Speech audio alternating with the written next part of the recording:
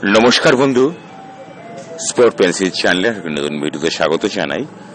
আজকের ভিডিওটা থাম্বনেল দেখে আপনারা অনেকে হয়তো ভিডিওতে এসেছেন, কিন্তু একটু বোধহয় ভুল করে ফেলেছেন। বিনোদনের জন্য এই ভিডিওটা নয়। একটা কথা আমি দায়িত্ব নিয়ে বলতে পারি, যে বা যারা ইস্ট বেঙ্গল ক্লাবকে ভালোবাসেন, আসুন না বন্ধু, একটা 12,000-এর বেশি ইস্ট বেঙ্গল সমর্থকদের নিয়ে একটা দল তৈরি করতে চাইছি সোশ্যাল মিডিয়ায়। আমরা ইস্ট বেঙ্গল, আপনি যদি একটু সাহায্য করেন বন্ধু, আপনিও হয়তো একজন ইস্ট বেঙ্গল সমর্থক। দোষ গুণ ত্রুটি বিচ্যুতিকে মাফ করে যদি কোনো ক্রমে আমার ভিডিওর নিচে থাকা সাবস্ক্রাইবার বাটনটিকে একটু ছুঁয়ে দেন, এই জন্য কিছু লাগে না বন্ধু, পয়সা খরচ করতে হয় না, শুধু লাগে ইস্ট বেঙ্গল ক্লাবের প্রতি একটু ভালোবাসা। সেই ভালোবাসাকে সম্বল করি আপনার কাছে আমার বিনম্র অনুরোধ, আসুন বন্ধু চ্যানেলটিকে সাবস্ক্রাইব করুন। আর একই সঙ্গে আরেকটা কিন্তু গুরুত্বপূর্ণ কথা বন্ধু বলবো, এর আগে করেছি অনুরোধ, এটা কিন্তু অনুরোধ করবো না। আসুন না আমরা সবাই মিলে কমেন্ট সেকশনে জয় ইস্ট বেঙ্গল কথার জয় গানে ভর্তি করে দিই। খুব পরিষ্কার করে বলতে চাই, আমি বুধবার ইস্ট বেঙ্গল ক্লাবের সঙ্গে খেলা এফসি গোয়ার ধারে ভারে শক্তির বিচার, এবং যদি এই মুহূর্তে পয়েন্ট টেবিলের দিকে তাকান, ইস্ট বেঙ্গল ক্লাবের থেকে অনেক অনেক এগিয়ে রয়েছে। তাদের কাছে ইস্ট বেঙ্গল ক্লাবের হার প্রায় অবধারিত। এইটুকু কথা বলার পরে যদি বলি যে দ্বিতীয় পর্বে এসে এফসি গোয়া যেভাবে ডোবাচ্ছেন, প্রথম পর্বে অপরাজিত দলটা তিনটে ম্যাচ হেরে গিয়েছেন বন্ধু, ওদেরকে এটা হচ্ছে মোক্ষম মুহূর্ত মেরে দেওয়ার। জানেন বন্ধু এই মুহূর্তে গ্রুপের কি অবস্থা? কালকে চেন্নাই জিতে গেছে অপ্রত্যাশিত ভাবে। ইস্ট বেঙ্গল ক্লাবের সামনে সুপার সিক্সে যাওয়ার সম্ভাবনা প্রায় নেই বললেই চলে। আমি কথাটা আজকে দায়িত্ব নিয়ে বলছি বন্ধু, অনেক অঙ্ক ঘটে গিয়েছে। আমি সে প্রসঙ্গে বেশি কথা না বাড়িয়ে যদি দায়িত্ব নিয়ে আগামী মরশুমের দুর্দান্ত দুখানা তথ্য যদি আপনাদের সামনে তুলে ধরি, এমন দুখানা তথ্য যে তথ্য আপনাদের ঘুম কেড়ে নিতে পারে। যদি আপনি ইস্ট বেঙ্গল সমর্থক হন, যদি ইস্ট বেঙ্গল ক্লাবকে নিয়ে রীতিমতো চিন্তিত হন, তাহলে এমন দুখানা তথ্য এই মুহূর্তে আমি আপনাদের সামনে তুলে ধরতে চাই। সে তথ্য আপনারা কোনো খান থেকে পাবেন না, শুধুমাত্র স্পোর্টস পেন্সিল চ্যানেল অনেক আগে থেকে আপনাদের কাছে প্রোভাইড করে, অনেক আগে থেকে সরবরাহ করে। কালকে তো বলেছিলাম বোর্ডের আগে আবার ইস্ট বেঙ্গল ক্লাব নিচ্ছে, তার থেকে অনেক বড় বড় কথা। ব্রাইটন ব্যাকরে অনেক কথা বলেছি, কোনো কথাই সত্যি শেষ পর্যন্ত পরিণত হয়নি। ব্রাইটন ব্যাকরে আর কার্টন সিলভার জুটি ইস্ট বেঙ্গল ক্লাবে রীতিমতো সময়ের অপেক্ষা।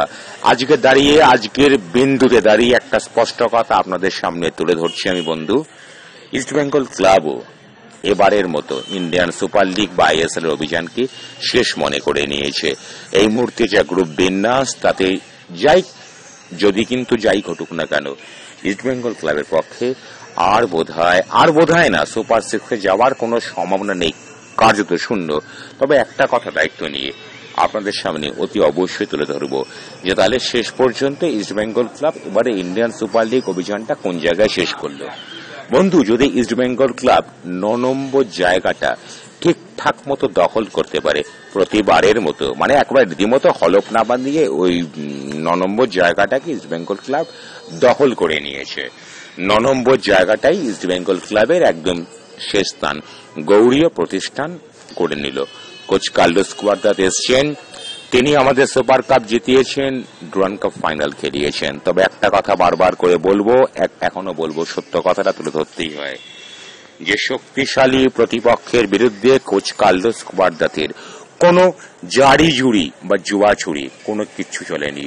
যদি গোটা মরশুমের পারফরমেন্সের দিকে আমরা তাকাই, তাহলে বারবার করে আমরা দেখব কোচ কার্লোস কুয়াদ্রাত শুধুমাত্র বাজিমাত করেছেন নিজের থেকে পিছিয়ে থাকা দলের বিরুদ্ধে। এগিয়ে থাকা দলের বিরুদ্ধে মাত্র 2টো ম্যাচে তিনি বাজিমাত করেছেন, একটা ডুরান্ড কাপের গ্রুপ লেগে মোহনবাগানের বিরুদ্ধে, আরেকটা সুপার কাপ ফাইনালে উডসেপসের বিরুদ্ধে।